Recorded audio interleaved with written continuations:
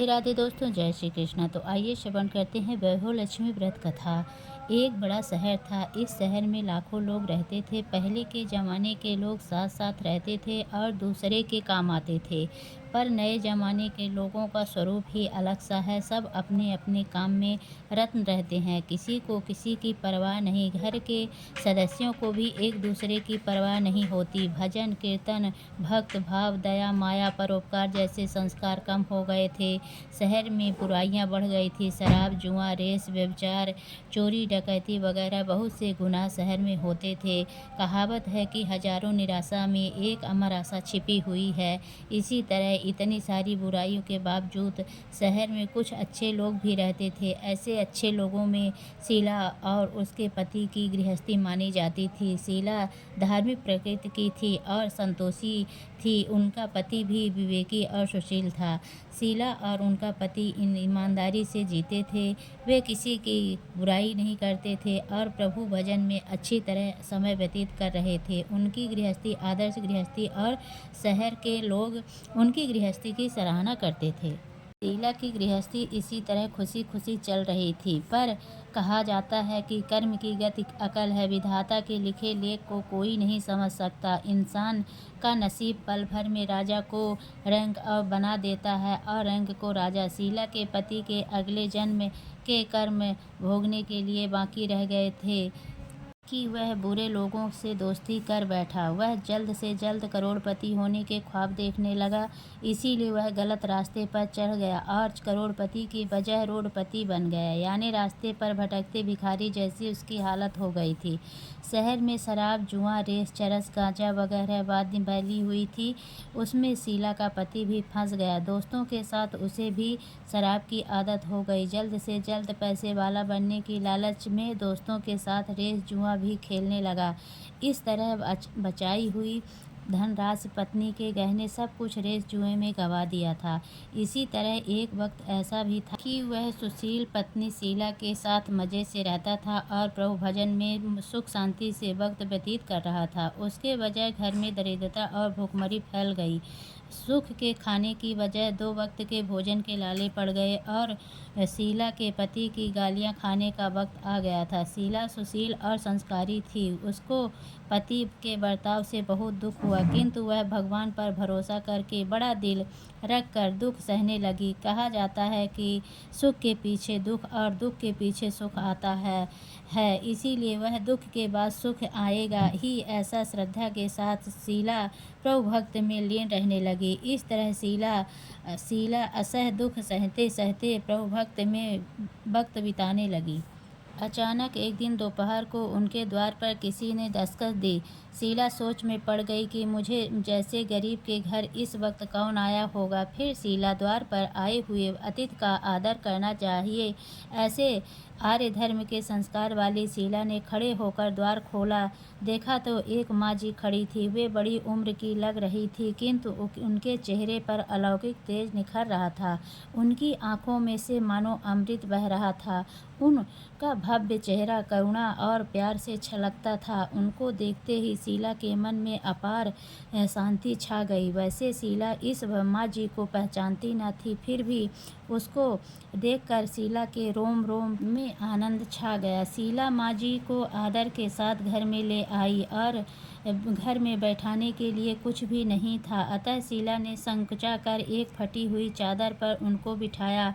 माँ जी ने कहा, क्यों शीला, मुझे पहचाना नहीं? शीला के संकुचा कर कहा, माँ, आपको देखते ही बहुत खुशी हो रही है, बहुत शांति हो रही है। ऐसा लगता है कि मैं बहुत दिनों से आपको ढूंढ रही थी। वे आप ही हैं, पर मैं आपको पहचान नहीं सकती। माँ जी ने हंसकर कहा, क्यों भूल गई? हर शुक्रवार को लक्ष्मी जी के मंदिर में भजन कीर्तन होते हैं, तब वहाँ आती है।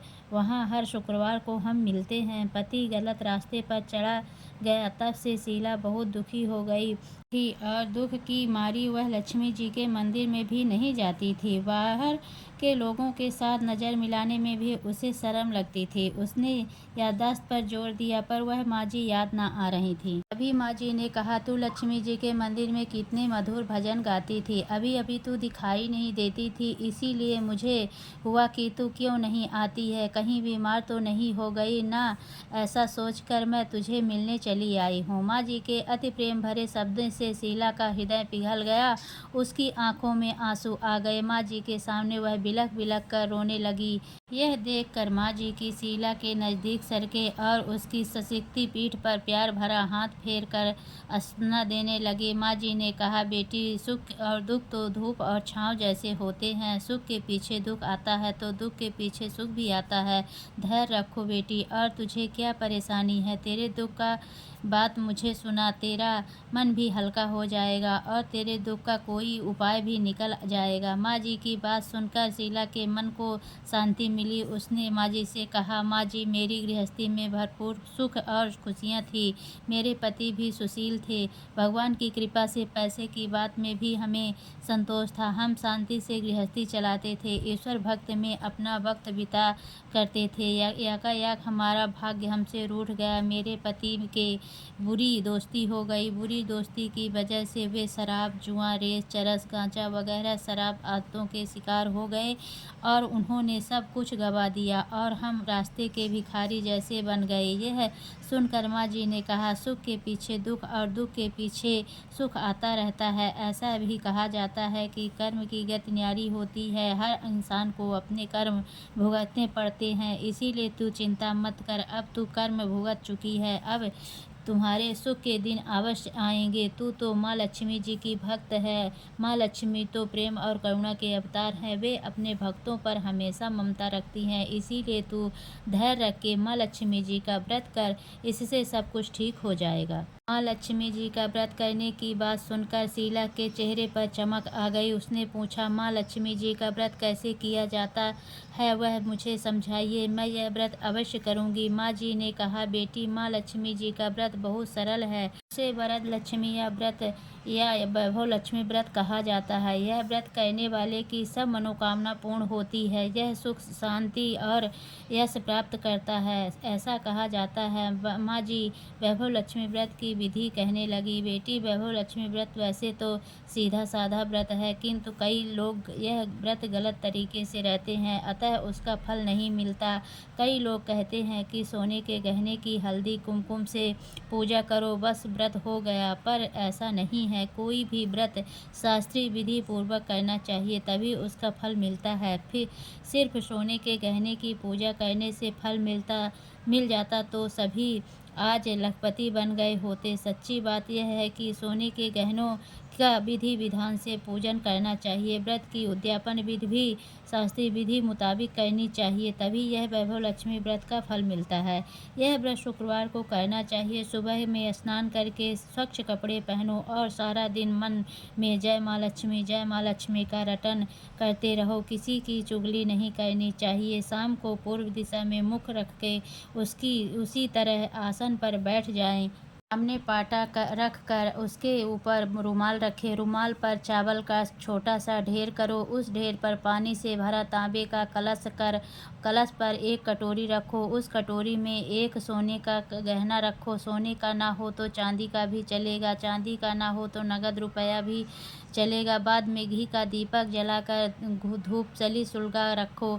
माँ लक्ष्मी के बहुत स्वरूप हैं और माँ लक्ष्मी को श्री यंत्र अति प्रिय है, अतः वैभव लक्ष्मी में पूजन विधि करते वक्त सर्वप्रथम श्री यंत्र और लक्ष्मी जी के विविध स्वरूपों का सच्चे दिल से दर्शन करो। उसके बाद लक्ष्मी स्तवन का पाठ करो। बाद में कटोरी में रखे हुए गहने या रुपयों को हल्दी, कुमकुम और चावल चढ़ाकर पूजा करो और लाल रंग का फूल चढ़ाओ। शाम को कोई मीठी चीज़ बनाकर उसका प्रसाद रखो। ना हो सके तो शक्कर या गुड़ भी चल सकता है। फिर आरती करो। 11 बार सच्चे हृदय से जय माँ लक्ष्मी बोलो। बाद में 11 और 21 शुक्रवार या व्रत रखने का दृढ़ संकल्प माँ के सामने करो और आपकी जो मनोकामना हो वह पूरी करने को माँ लक्ष्मी जी के विनती करो, फिर माँ का प्रसाद बांट दो और थोड़ा सा प्रसाद अपने लिए रखो। अगर आप में शक्ति हो तो सारा दिन उपवास रखो और सिर्फ प्रसाद खाकर शुक्रवार करो। न शक्ति हो तो एक बार शाम को प्रसाद ग्रहण करते समय खाना खा लो। अगर थोड़ी शक्ति भी ना हो तो 2 बार भोजन कर सकते हो। बाद में कटोरी में रखा गहना रुपया ले लो, कलश का पानी तुलसी की क्यारी में डाल दो और चावल पक्षियों में डाल दो। इसी तरह शास्त्रीय विधि अनुसार व्रत करने से उनका फल अवश्य मिलता है। इस व्रत के प्रभाव के से सब प्रकार की विपत्ति दूर होकर आदमी माला माल हो जाता है। संतान न हो उसे संतान की प्राप्ति होती है। सौभाग्यशाली स्त्री का सौभाग्य अखंड रहता है। कुमारी लड़की को मनभावन पति मिलता है। शीला यह सुनकर आनंदित हो गई और पूछा, माँ, आपने वैभव लक्ष्मी व्रत की जो शास्त्रीय विधि बताई है वैसे मैं अवश्य करूँगी, किंतु उसकी उद्यापन विधि भी किस तरह है करनी चाहिए यह भी कृपा करके मुझे समझाइए। माँ जी ने कहा, 11 या 21 जो मन्नत मानी हो उतने शुक्रवार यह वैभव लक्ष्मी व्रत पूरी श्रद्धा और भावना से करना चाहिए। व्रत के आखिरी शुक्रवार को जो शास्त्रीय विधि अनुसार उद्यापन विधि करनी चाहिए वह मैं तुझे बताती हूँ। आखिरी शुक्रवार को खीर या नैवेद्य रखो। पूजन विधि हर शुक्रवार को करते हैं वैसे ही करना चाहिए। पूजन विधि के बाद श्रीफल फोड़ो और कम से कम 7 कुमारी या सौभाग्यशाली स्त्रियों को कुमकुम का तिलक करके सत्य संगम की वैभव लक्ष्मी व्रत की एक पुस्तक उपहार में देनी चाहिए और सबको खीर का प्रसाद देना चाहिए। फिर धन लक्ष्मी स्वरूप वैभव लक्ष्मी स्वरूप माँ लक्ष्मी जी की छवि को प्रणाम करें और माँ लक्ष्मी का यह स्वरूप वैभव देने वाला प्रणाम करके मन ही मन भावुकता से माँ की प्रार्थना करते हुए वक्त कहें कि हे माँ धन लक्ष्मी, हे माँ वैभव लक्ष्मी, मैंने सच्चे हृदय से आपका वैभव लक्ष्मी व्रत पूर्ण किया है, तो हे माँ हमारी मनोकामना पूर्ण करो, हमारा सबका कल्याण करो। जिसे संतान ना हो उसे संतान देना, सौभाग्यशाली स्त्री का सौभाग्य अखंड रखना, कुंवारी लड़की को मनभावन पति देना। आपका यह चमत्कारी वैभव लक्ष्मी व्रत जो करे उनकी सभी विपत्ति दूर करना, सबको सुखी रखना। हे माँ आपकी महिमा अपरंपार है। इस तरह माँ की प्रार्थना करके माँ लक्ष्मी जी का धन लक्ष्मी स्वरूप को भाव से वंदन करो। माँ जी के पास से वैभव लक्ष्मी व्रत की शास्त्रीय विधि सुनकर शीला भाविभोर हो उठी। उसे लगा कि मानो सुख का रास्ता मिल गया है। उसने आंखें बंद करके मन ही मन उसी क्षण संकल्प लिया कि हे माँ वैभव लक्ष्मी, माँ मैं भी माँ जी के कहे मुताबिक श्रद्धा से शास्त्रीय विधि अनुसार वैभव लक्ष्मी व्रत 21 शुक्रवार तक करूँगी और व्रत की शास्त्रीय विधि अनुसार उद्यापन विधि भी करूँगी। शीला ने संकल्प करके आंखें खोली तो सामने कोई नहीं था। वह विस्मित हो गई कि माँ जी कहाँ गई। यह माँ जी दूसरा कोई नहीं था, इसीलिए अपने भक्त को रास्ता दिखाने के लिए माँ लक्ष्मी देवी माँ जी के स्वरूप धारण करके शीला के पास आई थी। दूसरे दिन शुक्रवार था। सवेरे स्नान करके स्वच्छ कपड़े पहन कर शीला मन ही मन श्रद्धा से और पूरे भाव से जय माँ लक्ष्मी का रटन कर रही थी। सारा दिन किसी की चुगली नहीं की। शाम हुई तब हाथ पांव मुंह धो कर शीला पूर्व दिशा में मुख करके बैठी। घर में पहले बहुत सोने का गहना था, लेकिन पति गलत रास्ते पर चलने के कारण सभी गहने गंवा दिए थे, पर नाक की कील बची हुई थी। नाक की कील चुन्नी निकालकर उसे धोकर शीला ने कटोरी पर सामने पाटे पर रखा रुमाल का एक ढेर बनाया, मुट्ठी भर चावल का ढेर किया, उस पर तांबे का कलश पानी भर कर रखा। उसने ऊपर चुन्नी वाली कटोरी रखी। फिर माँ जी के कहे मुताबिक शास्त्रीय विधि अनुसार बंधन स्तवन पूजन वगैरह किया और घर में थोड़ी शक्कर थी वह प्रसाद में रखकर वैभव लक्ष्मी व्रत किया। यह प्रसाद पहले पति को खिलाया। प्रसाद खाते ही पति के स्वभाव में फर्क पड़ गया। उस दिन उसने शीला को मारा नहीं, सताया भी नहीं। शीला को बहुत आनंद हुआ। उनके मन में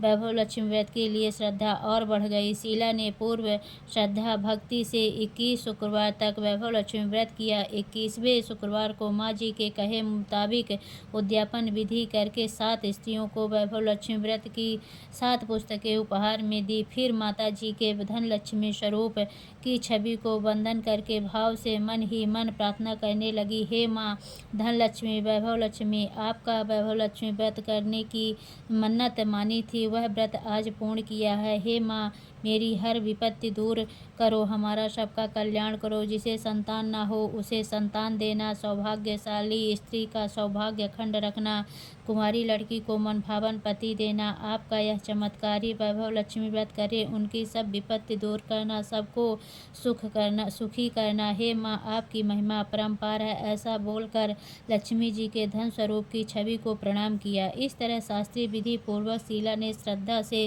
व्रत किया और तुरंत ही उसे फल मिला। उसका पति गलत रास्ते पर चला गया था, वह अच्छा आदमी हो गया और कड़ी मेहनत करके व्यवसाय करने लगा। वह माँ जी वैभव लक्ष्मी व्रत के प्रभाव से उसको ज़्यादा मुनाफा होने लगा। उसने तुरंत शीला के गिरवी गहने छुड़ा लिए और घर में धन की बाढ़ सी आ गई। घर में पहले जैसे सुख शांति छा गई। वैभव लक्ष्मी व्रत का प्रभाव देखकर मोहल्ले की दूसरी स्त्री की भी विधि पूर्वक वैभव लक्ष्मी व्रत करने लगी। हे माँ धन लक्ष्मी, आप जैसे शीला पर प्रसन्न हुई, उसी तरह आपका व्रत करने वाले सब पर प्रसन्न होना, सबको सुख शांति देना। जय धन लक्ष्मी माँ, जय वैभव लक्ष्मी माँ।